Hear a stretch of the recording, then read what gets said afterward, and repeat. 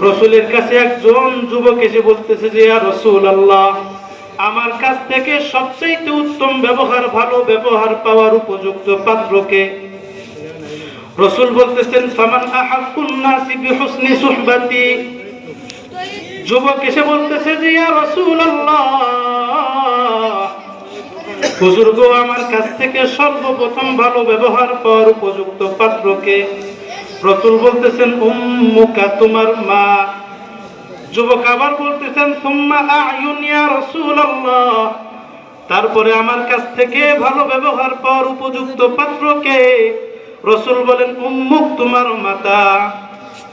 তৃতীয়বার যুবক বলতেছেন সুম্মা আ'য়ুন ইয়া রাসূলুল্লাহ, তারপরে আমার কাছ থেকে উত্তম ব্যবহার পাওয়ার উপযুক্ত পাত্রকে? রাসূল বলতেছেন উম্মুকা, তোমার মা। সুবহানাল্লাহ, সুবহানাল্লাহ। চতুর্থবার রাসূলের কাছে যুবক বলতেছেন সুম্মা আ'য়ুন ইয়া রাসূলুল্লাহ, তারপরে আমার কাছ থেকে ভালো ব্যবহার পাওয়ার উপযুক্ত পাত্রকে? রাসূল বলতেছেন সুম্মা আবুকা, তোমার পিতা।